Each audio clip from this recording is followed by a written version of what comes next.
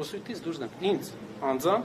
դուր չի եկել ու չի գալիս որևէ վիրավորական խոսք։ Դա բացասական էմոցիաներ են առաջացնում։ Չկա այդտեղ հաճույք, չկա դրական բան։ Ու մենք պետք է այնպես անենք, որ փորձենք դա փոխել մեր խոսույթների մեջ։ Իհարկե, առաջի անգամ հնարավոր է ինչ-որ ձայնագրություններ լսելուց, ձայնագրություն կար, որ ես լսեցի, հաճույք ստացա, օրինակ Ղումաշյան Գոհարի ձայնագրությունը ես որ լսեցի, հպարտացա իր համար, որովհետև մարդը այնպիսի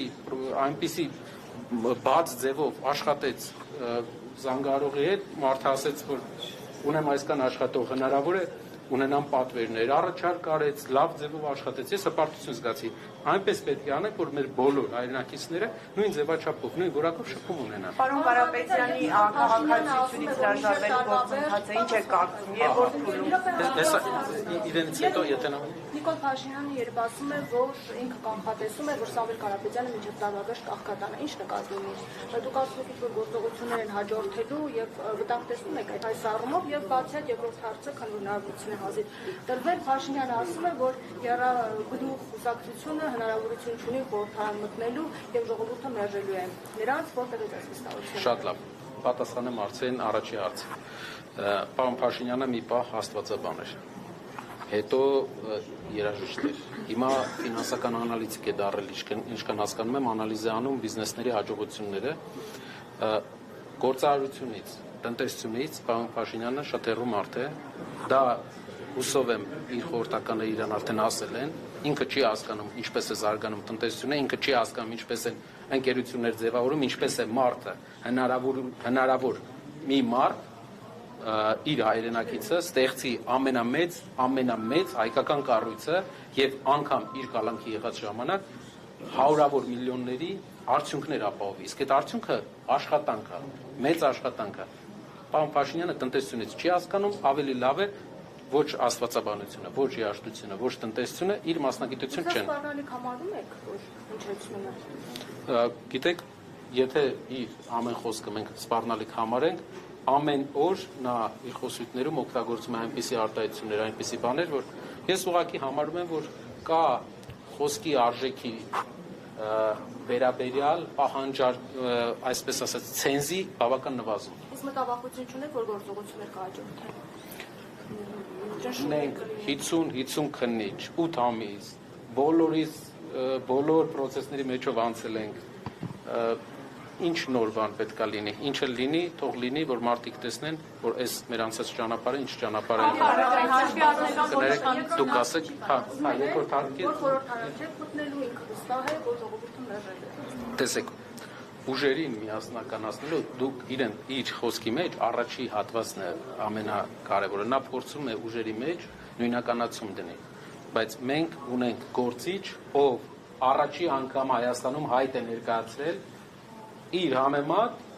Սամվել Կարապետյանի համեմատ, Փաշինյանը հին քաղաքական գործիչ է։ Կարապետյանը առաջի անգամ հայտ է ներկայացրել։ Նրա խոսույթի հիմնական նպատակը հասարակությանը ցույց տա,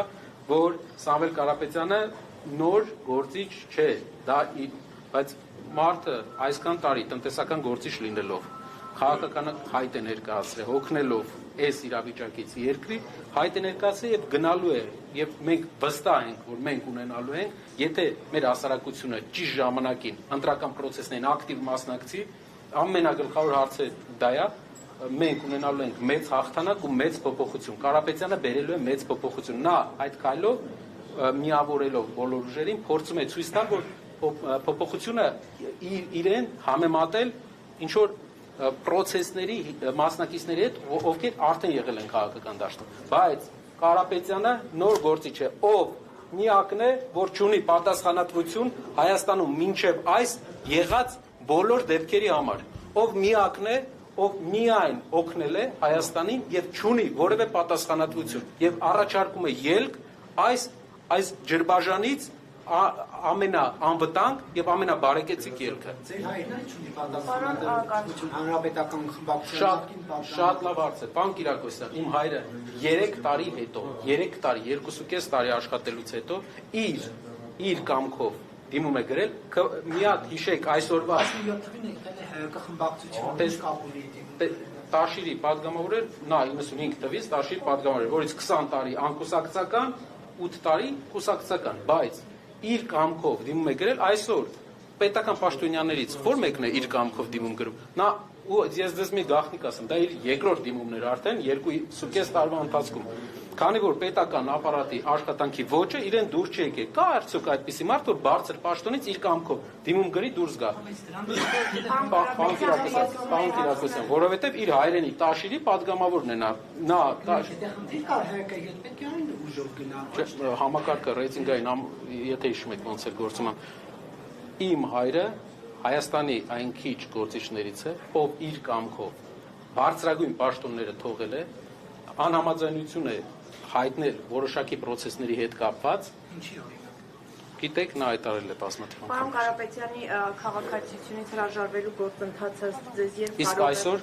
այո, Թալանը, հիշում եք, կներեք ավելացան։ Նա հայտարարության մեջ ասել է, որ մասսայական Թալանը մեր երկրին սխալ տեղ է տանում։ Մասսայական Թալանը նա նշել է, մասսայական Թալանը Կարապետյանը մենք կարող ենք Մասսայական Թալանը մեր երկրին մինչև այսօր Պարոն Կիրակոսյան, այսօր Թալան կա թե չէ։ Չգիտեմ։ Չգիտեք։ Իսկ օրինակ Քաջարանում այսօր Քաջանի հանքում այսօր Թալան կա։ ԿՊԱ-կանները Թալան անում են Քաջանում թե չէ։ Պարոն Կարապետյանի քաղաքացիությունից հրաժարվելու գործընթացը ըստ ձեզ ինչ ժամկետներում կարող է հանգուցալուծվել, որովհետև ինչպես նշվում է ձեր ուժի կողմից, օգոստոսի 2-ին ըստ էության խորհրդարանը սկսելու է արդեն իր գործունեությունը եւ այն առաջնահերթ հարցերը, որոնք որ պետք է լուծի 20 օրում կարծես թե ավարտում է հանձնաժողովներ եւ այլն, դուք ասում եք, որ դրանից հետո արդեն վարչապետի ընտրության փոփոխության հարցներ Հայաստանի այդ ժամկետում կլուծվի, պարոն Կարապետյան։ Հայաստանի պետության կայացման առաջի օրվանից Սամվել Կարապետյանը Հայաստանի Հանրապետության քաղաքացի է։ Սա մեր հայրենակիցները պետք է իմանան, որ նա իր հայրենիքի քաղաքացին է առաջի օրվանից։ Երկրորդը process-ները գնում են եւ մենք տեսնում ենք, որ կգան բարեհաջող հանգուցալուծման շատ արագ եւ Սամվել Կարապետյանը կլինի միայն Հայաստանի Հանրապետության քաղաքացի այն ժամանակ, երբ մենք կընտրենք իրեն որպես երկրի վարչապետ։ Շատ արագ ասված է, ինչ որ նախնական ժամկետների։ Մենք տեսնում ենք, որ այն ժամկետներով, որը որ գնում է ընտրական process-ներից հետո իրավական գործընթացը, մենք տեղավորվում ենք, այո, վստահաբար։ Արցախը վերադարձնելու կետեր լինելու են, թե ոչ, ինչպես է Արցախը վերադարձնելու, եթե կա իշխանության։ Պարոն Կիրակոսյան, մեր ծրագրում Արցախահայերի հետ կապված երկու ծրագիր ունենք։ Առաջինը տնավորման ծրագիրը։ Մենք տեսնում ենք, որ Արցախում տնավորման Հայաստանի Հանրապետությունում տնավորման շարունակեմ։ Չէ, պարզապես ստակեցում։ Հայաստանի Հանրապետությունում մեր հայրենակիցները 100,000-ով մեր հայրենակիցներ գտնվում են տասնամյակներով իրենք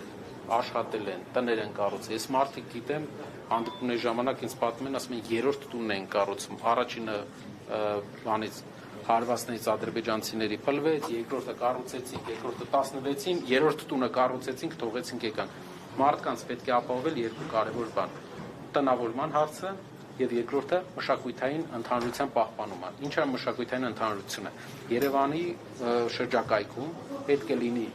համայնք, որտեղ մեծի մասամբ կբնակվեն Արցախի մեր հայրենակիցները, որպեսզի լեզուն պահպանվի, մշակույթը պահպանվի։ Իմ նախնիները 200 տարի առաջ մենք մի քանի անգամ ասել ենք, բայց ես էլ եմ ուզում ասել, եկել են Մուշից եւ բնակվել են Տաշիրում։ Մինչեւ հիմա մենք խոսում ենք նույն բարբառով, մենք ունենք նույն ավանդույթները։ Տանը մեր ադատները պահպանել են։ Դարձել կապված առաջարկներ չունեք ընտրողներ։ Պահպանվել են, այդ իսկ պատճառով բնակչության հետ կապված, եթե ուզում ես պահպանես մեր Արցախի մշակույթը, մենք պետք է առաջինը տնավորման հարցը լուծենք այստեղ, որ մարդիկ ապրեն։ Երկրորդը վերադարձի հետ կապված, պետք է վստահ լինենք, որ վերադարձը անվտանգ է լինել։ Պետք է իրավունքները պաշտպանված լինեն, մենք